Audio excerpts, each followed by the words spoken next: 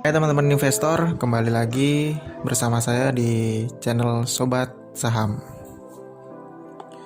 Baik, kali ini saya akan men-share pengalaman saya. Untung sekitar kurang lebih 12% ya di saham Sril atau Sri Rejeki Isman kalau nggak salah ya. Jadi seperti yang saya sampaikan di saham Indofarma dan Kimia Farma, saya mendapatkan auto reject atas di saham Indofarma dan Kimia Farma. Saya juga menggunakan analisis yang menurut saya cukup nyeleneh sih sebenarnya. Jadi saya menggunakan analisis bandarmologi dan efek dari laporan keuangan. Jadi apa maksudnya? Jadi ini bisa dilihat ya. Jadi saya ini saham Sril bisa dilihat di layar ya. Saya beli di harga 204. Lalu saya masih floating profit. Ini belum saya jual. Seingat saya jual itu di harga 232. Jadi sekitar untung sekitar 12%. Jadi modal saya itu seingat saya dulu 51 juta. Lalu saya mendapatkan kurang lebih 7 juta. Tapi di sini keuntungannya 3 juta ya, karena ini saya screenshotnya belum pas waktu yang 7 juta itu, karena 7 juta udah sempat saya jual, saya belum sempat screenshot. Tapi saya jual di harga 232 dan mendapatkan keuntungan 7 juta dari modal 51 juta. Jadi pikir saya itu saya dapat floating profit atau tahu bahwa Sril ini naik ini ya mungkin 2 minggu lah kalau analisis saya. Tapi ya puji Tuhan, saya beli hari ini ternyata besok langsung naik gitu loh. Jadi langsung saya jual dan saya untung sekitar 7 juta. Jadi saya akan kupas kenapa saya kok bisa tahu ini Sril akan naik gitu kan. Buat pengalaman buat teman-teman juga nanti buat pelajaran, tapi jangan langsung diikutin ya. Tapi ini buat pelajaran aja, kita saling berbagi, saling share ilmu. Mudah-mudahan kita semuanya cuan gitu kan ya di bursa saham. Baik. Jadi saya tuh suka mengamati bandarmologi juga, saya teknikal juga, saya fundamental juga, tapi saya juga bandarmologi karena menurut saya itu ya semua ilmu ya kita pelajari aja gitu loh, karena ternyata semua ilmu tuh juga menghasilkan keuntungan gitu loh. Yang penting kan kalau di bursa saham tuh janganlah terlalu kaku kita saya fundamentalis sejati gitu, saya nggak mau kalau perusahaan jelek, tapi kalau misalkan untung menghasilkan keuntungan kenapa enggak gitu loh kan ya. Jadi bisa dilihat ya di sini ya, bisa dilihat awalnya saya melihat seperti ini. Kadang itu ada saham loh yang seperti ini, yang setiap laporan keuangannya keluar tiap kuartal itu saham naik, entah itu rugi entah itu enggak gitu. Kebetulan saham Sril ini tuh enggak, bahkan turun dari tahun 2019 keuntungannya atau labanya gitu loh, tapi naik gitu loh. Nih saya kasih lihat ya. Coba dicek saham kita masuk ke perusahaan tercatat, laporan keuangan dan tahunan di IDX ya, langsung ya ke website IDX-nya langsung. Kita ketik saham Sril lalu di tahun 2020, terus kita di triwulan 1 kita lihat. Coba karena Covid ini keluarnya nih, di sini ada tanggal keluarnya. Tanggal laporan keuangan keluarnya tanggal 11 Mei 2020 jam 8:39. Jadi sebelum market opening ya. Market opening kan jam 9 ya. Kita lihat di grafiknya, Sril tanggal 8 tanggal berapa? Tanggal 11 Mei. Tanggal 11 Mei itu di sini di bawah turun terus dari 160 turun sampai ke 148 lalu sideways. Berapa hari ini sekitar 1 2 3 ya sekitar 10 hari ya. Lalu diangkat terus naik sampai 100 sampai harga 214 tertingginya.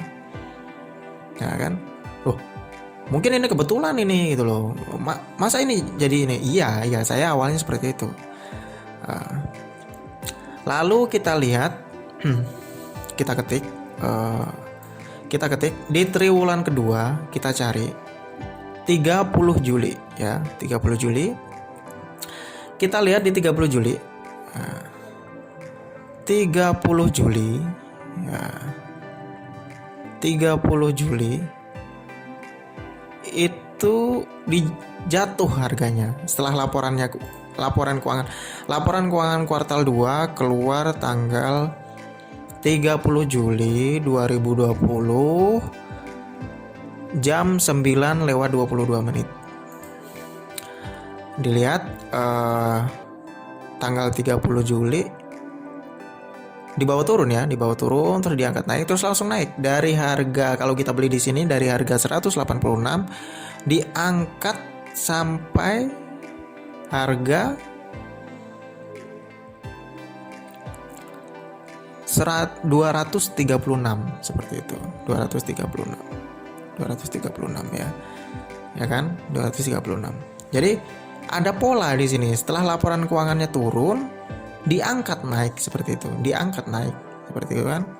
Dari situ kita bisa menyimpulkan bahwa setelah laporan keuangannya keluar, mau jelek mau enggak, itu serial diangkat naik gitu loh, diangkat naik. Nah, dari situ saya melihat, berarti ini ada pola gitu loh. Berarti ini ada pola kan? Ada pola. Kita lihat laporan keuangan kuartal 3. Nah, tanggal berapa? 27 Oktober.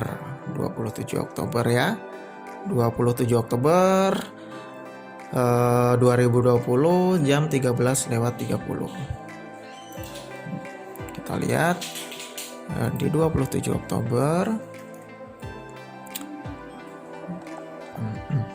Kita lihat di 27 Oktober, 27 Oktober Samsril tidak kemana-mana waktu laporan keuangannya keluar. Tapi kan kita dengan 2 kuartal ini kita kan bisa menyimpulkan setelah laporan keuangan keluar itu langsung diangkat harganya seperti itu. Tapi kan saya tidak langsung all in di situ atau beli banyak di situ ya, karena lumayan juga itu modal saya yang keluar kan. Jadi saya juga cek bandarmologinya. Kita lihat dari tanggal 10 Samsril ya, Sri Rezeki Isman, tanggal 10 bulan 6 2020, tanggal 27 pas laporan keuangannya keluar bulan 10 2020. Ini semuanya all kan ya, foreign dan domestik. Ini reguler, kita lihat bandarmologinya. YP atau Miras Sekuritas itu mengumpulkan sekitar 0,4 juta atau 400.000 lot di harga 204 atau 205 lah ya, ini 205. Lalu CC pas ya, 3,3, selnya 3,3 juta, buy-nya 3,3 juta pas jadi ya. PD 3,0, tapi belinya 3,1, ini pasti 100.000 lot ini bandar ini. Jadi 100.000 lot PD selisihnya, KK ini malah jualan ya, KK jualan. ZP 100.000 lot. GR nih, GR banyak banget nih, GR 1,4 juta lot dan dia tanpa jualan sama sekali. SQ 300.000 lot. Lalu DH 1,2 juta lot ya, nggak ada jualan sama sekali juga kan. NI 1,1 impas ya. EP sama juga, sama ya. Nah jadi dari situ saya tahu nih, ini dikumpulin nih sama bandarnya nih, mau dia angkat juga sekali lagi nih waktu laporan keuangannya keluar. Akhirnya waktu laporan keuangan keluar saya beli Sril, kurang kalau nggak salah ya, saya beli besoknya itu di tanggal 2 November karena tanggal 20 ini 27 penutupan, kayaknya 1 minggu deh ini atau libur atau gimana. Saya beli tanggal 2 November di harga, seingat saya tuh saya beli di harga 202 rupiah. 204 maaf ya, tadi di fotonya 204 rupiah ya, 204 rupiah. Lalu langsung diangkat langsung high-nya itu sampai high 240. Saya tahu sih sampai 240, tapi saya nggak berani sampai jual pas di limit high karena saya tahu kok batas resistennya tuh di 240.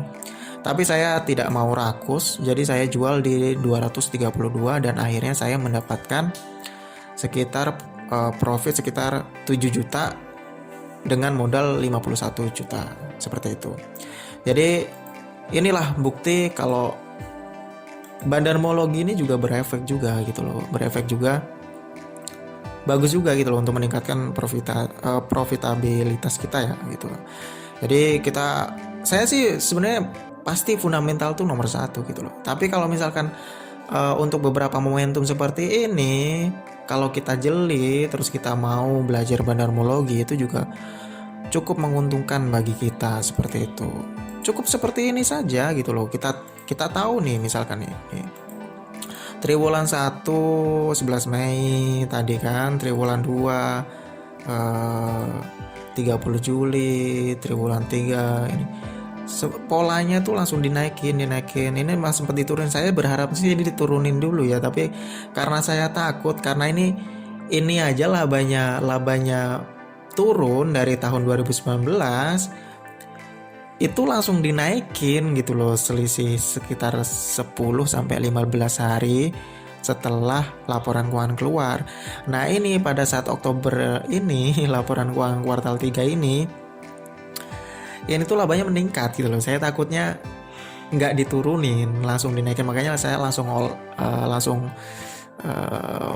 peluru penuh lah itu di peluru penuh ini 51 juta ini peluru penuh ini.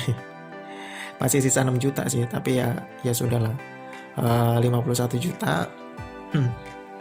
Tapi ya puji Tuhan ya saya mendapatkan keuntungan sekitar 7 juta, jadi floating profit sekitar 12 atau 13% lah kalau nggak salah. Jadi seperti itu. Oke, mungkin itu saja ya. Jadi ini bukan sombong atau gimana, atau ada unsur pamer atau gimana gitu, karena ini udah lama juga. Sekarang Januari 2021 ini buat pelajaran buat teman-teman, buat kita semua, agar bahwa bandarmologi ini penting. Ternyata bisa sampai saya upload di grup itu kaget semuanya tuh. Jadi kok bisa tahu Sril bakal naik gitu, karena semuanya tuh bahas saham yang lain, saham BRIS kalau nggak salah waktu itu tuh. Tapi saya malah beli Sril all in di situ gitu loh. Jadi ternyata kita kalau misalkan mau analisis mandiri, kita bisa gitu loh, kita bisa. Yang penting kita tahu, oh bandarnya masih pegang banyak. Nggak mungkin kan pegang di 205 rupiah dia mau jualan dia nggak angkat dulu, logikanya kan seperti itu. Kita mah remahan peyek mah ikut-ikut aja. Ikan paus kita mah ikan plankton, ini ikan teri mah ikut-ikut ikan paus bergerak aja. Kalau ikan pausnya ngumpulin barang ya kita ikutan aja gitu loh, kayak gitu. Dan ini terbukti, saya cukup puas untuk hasilnya ya. Oke, mungkin itu saja. Silahkan like kalau misalkan suka dengan uploadan video ini. Jangan lupa subscribe ya, biar saya semangat bikin konten dan saling berbagi ilmu. Oke, terima kasih.